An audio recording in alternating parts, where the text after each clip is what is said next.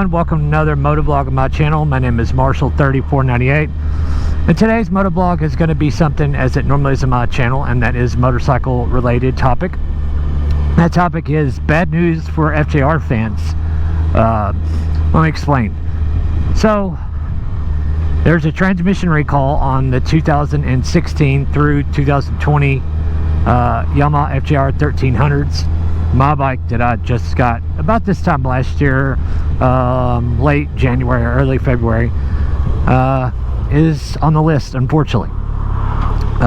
There's also a front brake light switch recall, which can do really just two, maybe three things in the FJR. I'll tell you about that because that's a shorter thing to explain. The front brake light switch is literally as it sounds, is the front brake light switch that's activated when you hit the front brake lever only. FJR, the brakes are linked, so if you hit the brakes, it does turn on both, but the rear is just the rear only. But a couple things can happen. One is your brake light stays on, which means your cruise is disabled because the bike's computer thinks the brake's on, so why do you want to put the cruise on? Because that's one of the things that disables it, is hitting the brakes, whether it's front or rear or both at the same time, whatever, it doesn't matter. And then if it is bad, meaning open, whether the circuit's not closed, you have no brake light when you hit just the front brake only, which I use both when I ride anyway, but it's still a good idea for all that to be in working order. But the transmission recall, what it is, okay, so 2016 FJR and up, Yamaha added a 6 gear to them instead of just 5. So what second gear recall is apparently the material used in second gear, the material it's made of, is too weak. And per I'll try to quote some of this recall that I read online, but I'm not going to get it all, so if I screw something up, don't hate me in the comments. The material it's made of is too soft, which in turn locks up the transmission if it goes south. And in turn, what that does is lock up the rear wheel. If the transmission's locked up, pretty sure if it's in between gears, the clutch won't do any good. At that point, the whole system, drivetrain, is just locked. And if that happens, going any sort of speed at all, doesn't matter if you have ABS or not, front wheel's locked. Unless it's like, you know, under 15-20 miles an hour when it happens, because you're not expecting that to happen. At just random, you're going down.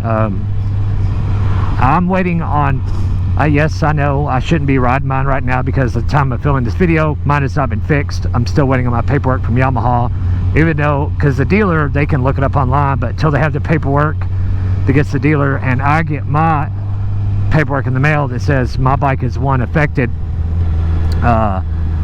there's Yamaha saying 50% of the bikes are affected, so maybe I'll get lucky and my bike's not one on the list, fingers crossed. But the worst part about it is that what they have to do to fix it. So as typical fashion on most, no, I'll say most, not all, but most Japanese, especially 4-cylinder bikes, the transmission and the motor are in one case. So what they have to do is they have to pull the motor and the assembly, because it's one assembly as it sits in the bike. Because it just has like a cover over the transmission and the cover of the oil pan, and it's all, pretty sure on the FJR, all of that is all one piece. So they have to pull that off. Of course, first they have to get the motor out of the bike, which on FJR I'm sure is a doozy.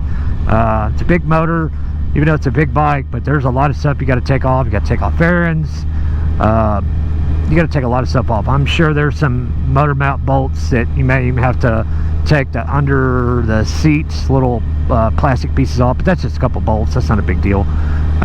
Fairings, trust me, I've had them off of mine, and being careful not to break clips and stuff, yeah, I've done it a couple times on mine, and it's at least 15-20 minute job just getting the fairings off, for me anyway.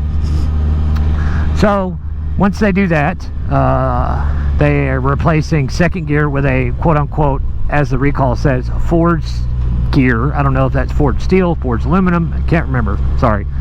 and then they're replacing both shafts because transmissions, this type of format, they have several different gears that mesh. You have basically 2 sets of gears that mesh with the crankcase, the back side of the motor, or how it is in cars. In this, it's sideways, but whatever.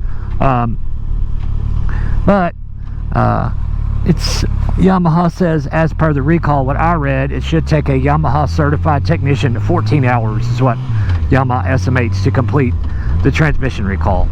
And they're also going to reflash the ECU to limit power in second gear just to make sure, because they're saying what's causing the problem is the bikes, you know, FJRs, you know, it's a sport touring bike, so it makes good amount of power, 140 horse and like 105 foot-pounds, I believe.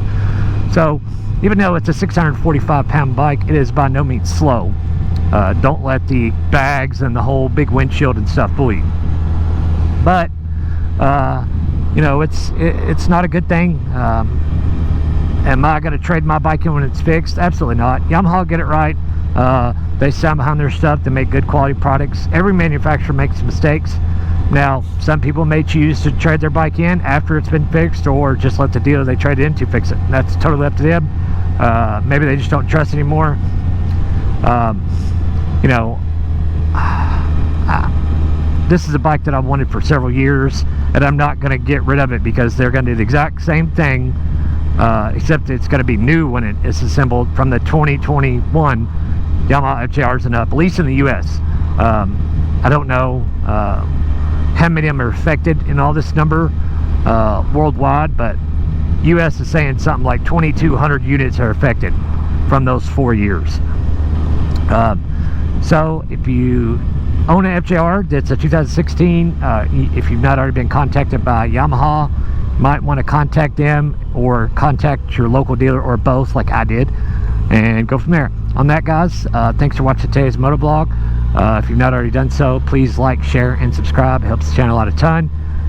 Leave a comment down below. I'll be more than happy to answer it to my best of my ability.